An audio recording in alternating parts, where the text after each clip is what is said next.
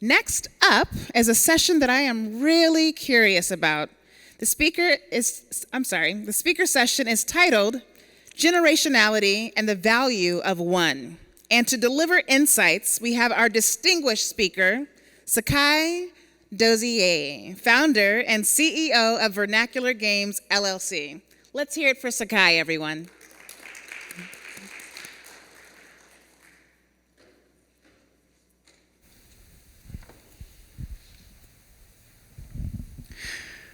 Well, hello, everyone.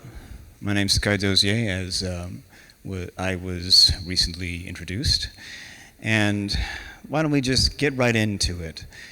I'm going to be speaking a little bit about a comparison between the old style of doing work and the more current format that I see proliferated, at least in the gaming industry.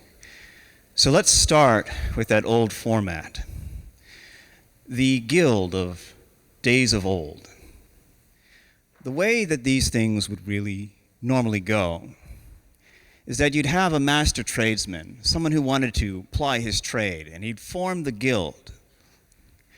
But he wouldn't have enough hands to actually do that trade on his own. So he would scour the villages and towns nearby and find journeymen, people of middling to relatively high skill, people that he could teach to do the work. And they would come to work under him because they knew that he could give them the ability to do this work better, that he could impart to them the ability to eventually make their own guild. But even then, there wouldn't be enough hands to actually complete the work. And so the journeyman would go out into those towns and cities again and find apprentices. Now, these people wouldn't necessarily have all of the skills, but they would have heart and hands to put to the work.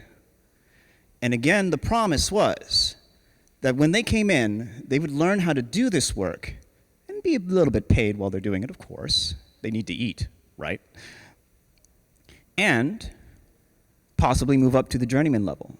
And then from there, move up to master.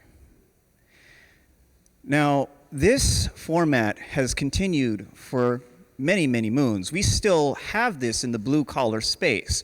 We use those terms, master, journeyman, and apprentice. But I would say that there's a comparative format that we can use to associate it with our modern tech company. Now, the lattice work of the modern tech company is pretty complicated, but I'm going to break it down into 3 portions for the purposes of this speech.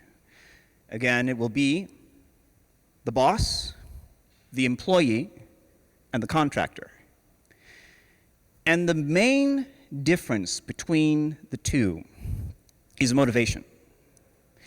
The guild is motivated by doing a thing. But the modern tech company, and I'm not going to say all of them, I think actually many of the ones represented here have a very different motivation. But the modern tech company is motivated primarily by financials, monetary gain. So how does this drill down? Well, let's start with the boss versus the guild master. Now, as stated, the guild master made the guild to ply a trade. What that means is that he is very familiar with the trade that he's doing. He knows what he is about. He has to, because he's got to be able to train the people underneath him. That's the incentive. That's what brings them in, is the knowledge that he can impart. Additionally, because he knows what he's doing, he knows the value of their work. He knows when they've gone up, when they've leveled up. And to keep them on board, he has to pay them what they're worth. Contrast this with the boss. Now, the first thing with the boss, and this isn't all bosses, but generally speaking, because the focus is on money, he doesn't actually have to know anything about the trade that he's managing. He just needs to know how to get money, how to manage it, how to save it, how to make sure that at the end of the day, the dividend is greater. So this has a negative connotation with his interaction with those beneath him, specifically his employees. Because firstly, since he doesn't necessarily know what he's doing, he needs people to already know how to do it. So that means he has to get somebody who's fully formed. But because he doesn't want to spend too much money, he's going to undercut them. He's going to try and pay as little as he wants to make sure that at the end of the day, he's making as much money as possible. But it goes even further, because the longer the employee is there, the more money is spent. And at any point where he needs to make sure that the shareholders are happy, and he wants to save some money, well, that's when the layoffs come. But let's step in a little bit further. Let's look at the employee. What's the connotation here? Now, the employee is very aware of the situation he's in, where the boss is like, well, I don't know if I'm going to keep you around. Maybe I will, maybe I won't. So the employee knows that there's no loyalty there. So there's no reason for them to do their best work. Moreover, there's nothing for them to learn from the boss because the boss got them fully formed. So there's no incentive for them to stick around. So that means they're going to do the most efficient thing. They're going to do as little work as possible for the greatest amount of result. This might result in them, being on site, playing Hearthstone for a very, very long period of time while not actually doing any work. But additionally, they are also, because they are aware of the situation, the other thing that comes with this is that they know that the boss is going to be resistant to giving them any raises. They know that if they go to the boss, they're like, well, hey, I've been doing a really good job. I've been doing awesome work. Will you give me a raise? And in the back of their mind, they're saying, I know you're already undercutting me. Come on, pay me what I'm worth. Come on. But with that said, this makes for a very negative space for the employee. And this trickles down to the contractor, who, frankly, I think they get the worst part of this whole thing.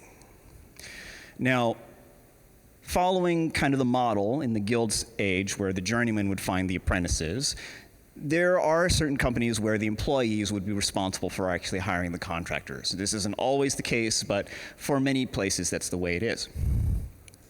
So the employee, knowing that it's coming out of their budget, they're also going to undercut the contractors, but there's another thing as well. Now, the employee is doing the work, or half doing the work while he's there, and he wants to make sure that the boss doesn't notice that he's not doing all of the work. So that means the contractor cannot be allowed to excel. The contractor cannot be allowed to actually do as much work as possible. So that means giving them, well, forgive the phrase, bitch work. Basically, no-name jobs that it's like pushing the button on an Xbox multiple times a day, 10 times a week to see if it breaks. Giving them that kind of work. It's just to fill the hours to make sure that the annotation of the money is there. But it goes a step further because they're already losing money on hiring the contractor to do the work, and they don't want to keep losing that money. So that means as soon as they are able, they're willing to cut off the contract. And they don't really have any allegiance to the contractor, so they don't have to tell them when that's going to happen. They could promise that it's going to be for 9 months, but in reality, it's actually only 2. And then they're just back out on the job market.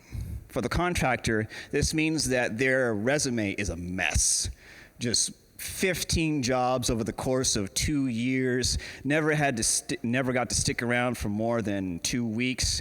Well, that would be in a very extreme situation, probably closer to about 2 months. And no experience to show for it because they were never given tasks that they could actually learn. So, with this very bleak perspective, the thing from this is that I saw this in a lot of tech companies, particularly in the gaming space, where you would have those very passionate CEOs who started the companies, and they would trade out for businessmen, primaries, who were way more concerned about the financials, making the money, making sure the shareholders are happy. And so that will result in a lack of innovation because the employees were no longer motivated. They were no longer thinking about making good games. And moreover, the very direction of the games would change to more monetization focus, where now we're really more about, well, how do we get them to pay more? How do we get them to pay more constantly? Do we really need it to be that fun? No, we want them to keep going at the game. So we'll make them pay for the fun as much as we possibly can. Now, don't get me wrong. I like making money as much as the next guy, but it is important to understand that what you're creating is art, and it is far more valuable, and I would say there's a better dividend for creating greater art than necessarily creating simply super monetizable, forgive me, art. So, stepping from there, what we see now that is happening, because this is the state of the gaming industry as we speak, where we have groups like Electronic Arts, Ubisoft, Activision Blizzard, even Namco Bandai to an extent, but they're doing a little bit of a better job of it, where they are constantly consuming smaller companies that are more innovative, a little bit better, a little bit quicker, bringing them in to do this, to do the work. And once they consume them, they kind of suck them dry and then throw them to the wayside. Oftentimes, people lovingly refer to Electronic Arts as Unicronic Arts in reference to the Transformers planet-eating giant robot. But what this has led to is an interesting development where many pros, many people who are in those spaces that know what they're doing, they're like, I don't want a part of this. I don't want to be here. I want to be making the stuff that I want to make. I don't want to do this. And so they leave. They start doing things on their own because their name is already known in the gaming space. The people who want their work, they've followed them. They know what they're about. And so they start doing work as a pro. This would be people like Hideo Kojima, who left Konami to make Death Stranding. Or, well, him in specific. There are others, but they're fleeting my mind right now. But what I should say about this is that those guys, they're going to be working in the space for a very long time. Eventually, they'll have made their money. And they'll be like, okay, I'm done. And then they'll make their lessons. They will record what they used to do, what they did to get there. And like one of the star artists of Blizzard is actually doing this on YouTube right now. It's awesome. It's really fascinating just kind of watching him go through that work. But those lessons will be recorded, left for time immemorial. They have gone from pros to mentors. And their students are the world. Just say, anybody who can find their stuff, they can learn how to do this. And so the new paradigm has been created, a three-tiered thing, oddly enough, from pro to mentor to student. And it's cyclical, because the student will eventually become a pro, and then they'll start teaching what they learned. So this is the format of Web 3.0, a completely decentralized, kind of very decentralized format of the web where anybody can learn whatever they want to. And once they've learned it, they can take the pieces that they've found and make whatever it is that they want to make. Now, the issue here is you can have a lot of knowledge, but you might not have any resources. And so this is my statement with regards to where the big name companies step in here, what their role is now, because I think it needs to evolve. It needs to change from what it was. I think that their role now is to find that talent, enable them, allow them to create their magnum opuses, and vet them, of course. You got to make sure that you're not wasting the time of the people that you're making these things for.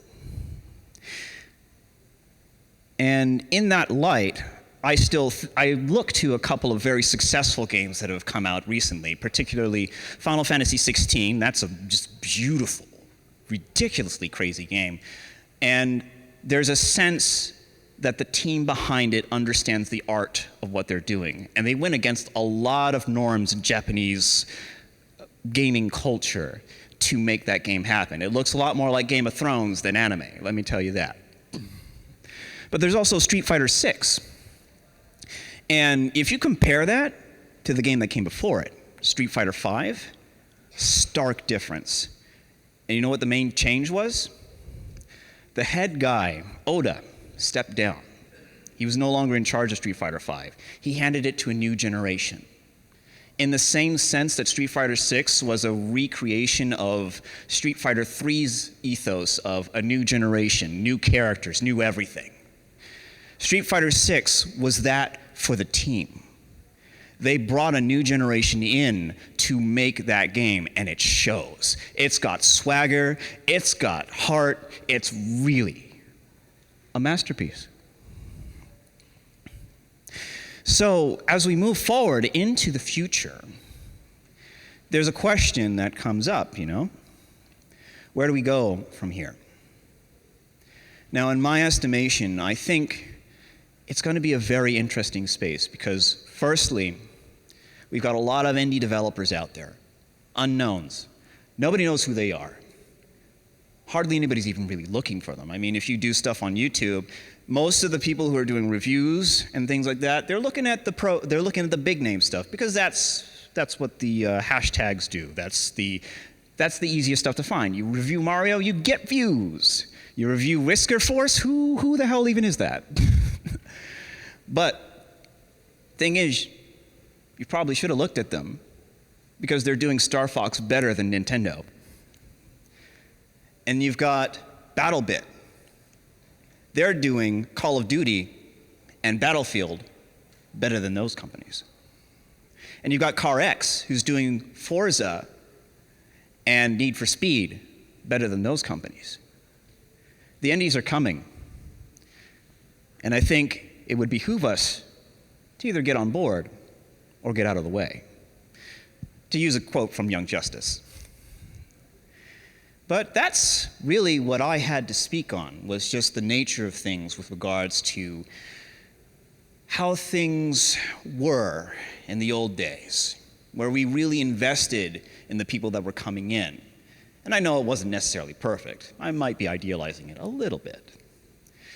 But we invested in the people that were coming in with the understanding that they were carrying our ideas forward, that they were the future. Back in the day, people understood how to build generationally because you had to. If you wanted to make Notre Dame, that was not happening in your lifetime. You had to train somebody to know exactly how to do everything that you knew how to do when you first conceptualized this thing. And then hope that they had the loyalty to the idea and that they had the buy-in and the passion to bring it forward, to bring it full circle. That's my vision for the game industry. I want us to be making our digital Sistine Chapels, our digital Notre Dames. And I think we can do it. But we can't leave those who are coming up, we can't leave them behind. We can't let them fall to the wayside.